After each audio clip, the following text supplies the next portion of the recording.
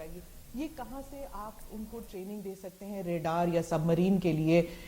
How to run it, how will you train them इतनी जल्दी? मैं आपको इस पॉइंट पर आता हूँ, ये बहुत अच्छा पॉइंट है, मैं आपको अभी बताता हूँ, but I just tell you before that let me tell you that is in the field of technology we have done a great this thing. We have got light combat aircraft, we have got AMCA, we have got submarines that we have made, we have given the nuclear submarines that we have launched, and we also became a space power. We have hit at the satellites. And the fourth pedestal of it is the manpower reorganization. Now, in the manpower reorganization, the point that you have raised was that is we must have a young, agile, fit, well-trained army. Okay. It is a contradiction. It's a paradox. कि भारत का वो देश जिसकी सबसे young population है, उसकी एक oldest army है, जहां पर 2030 के अंदर में 50% लोग 25 साल से कम उम्र के होंगे, उसी देश के अंदर में जो सेना की एवरेज एज है वो दुनिया की सबसे अधिक एजेड आर्मीज में से है. तो हमें उसको ठीक करना था. अब आपने प्रश्न किया कि यदि हमारे को अग्निवीर बनाते हैं या हम अग्निपथ के रास्ते पर चलते हैं तो किस प्रकार से हम उनकी ट्रेनिंग और उनको इक्विप कर पाएंगे इन नई चुनौतियों का, to meet the new challenges and the threats. Will they be competent enough? Now let me tell you one thing. First point you must understand, Agniveer will never constitute the whole army. Agniveer केवल पहले 4 साल में recruited जवान होंगे. बाकी लोग जो होंगे जिनका की प्रोपोर्शन एक बहुत बड़ा होगा, वो अनुभवी होंगे. They will be experience, they will be trained and other, and these Agniveer, those who become the regulars eventually, will go through more intensive training, will acquire the experience, will become more battle worthy and more experienced over the period of time. So Indian Army at any point of time will have a large number of people who, though recruited as Agniveer, but had been specially selected for their suitability, for their fitness, for their agility, for their motivation and for their aptitude for the job, and also did not have that sort of the personal problems by which they would like to leave the army and settle for something which is more stable and a personal life. So these persons will be well trained. So it is not only that the Indian Army will be having only this component. Yes, Indian Army will constitute at the level of the Jawans and the ORs who had been recruited through the process of Agniveer, specially selected, whose work, whose performance has been monitored and digitally monitored through various complex processes over a long period of time. Selection is one part.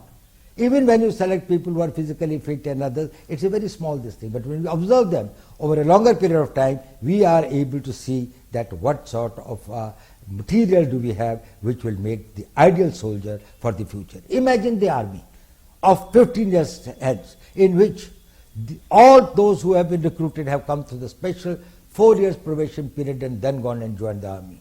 See their technical skills, see their motivation, their physical fitness and others. They will all be the people who will probably the cream of the Indian Army. Right. So my first question will be, I will go later into those who are not being amalgamated, but first about those who are going to be amalgamated into the service. There's already a system of your regiments and corps. Will it not demotivate somebody who has gone through the NDA, who's gone through the rigorous training process earlier, and then they'll see them as Johnny come latelys, abhi aaye hain, abhi fauj mein ghus gaye hain, and they're already getting the benefits that we were getting, but we had to put in so much more hard work. So will it cause a disruption, and will they be seen as lesser soldiers? देखिए, सेना में जाने वाला हर recruit fresh होता है, चाहे वो regular में जाए, चाहे वो अग्निवीर की तरह जाए, चाहे आज से 15 साल पहले जाता था, उसकी भी पहले 1 महीने की सर्विस होती है, फिर 6 महीने की होती है, फिर 1 साल की होती है. वो शुरू नहीं होता है 15 साल की या 12 साल की सर्विस के साथ में. एक बात.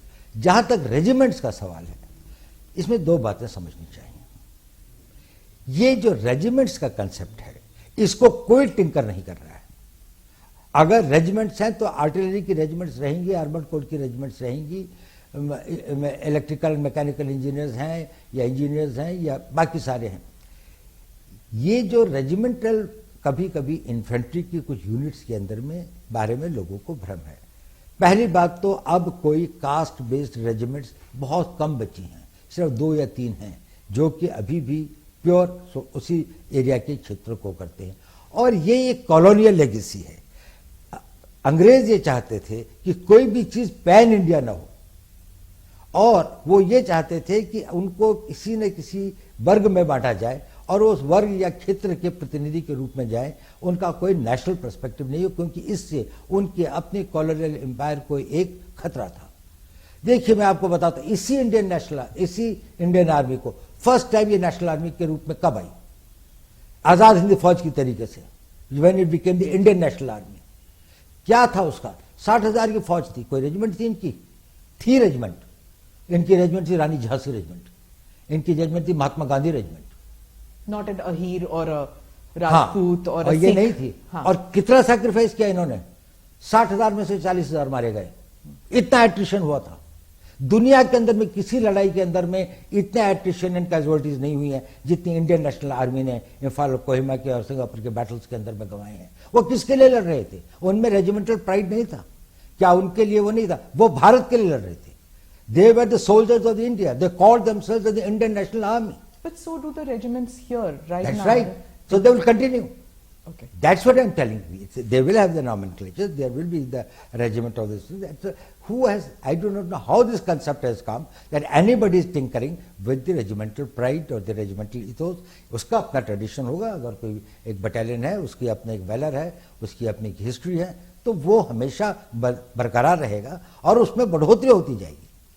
मैं अब इसका और हुआ ये है कि हमने ये कहा कि एक ऑल इंडिया कॉम्प्लेक्शन होगा इंडियन आर्मी का। इसको लोगों ने कहा कि रेजिमेंटल सिस्टम खत्म हो गया। रेजिमेंटल सिस्टम खत्म नहीं हुआ। इन्फेंट्री रहेगी, आर्टिलरी रहेगी, आर्मर्ड कोर रहेगा, सिग्नल्स रहेंगे। इन्फेंट्री के अंदर में भी ग्रेनेडियर्स हैं, के अंदर में गार्ड्स हैं, रेजिमेंट ऑफ गार्ड्स है।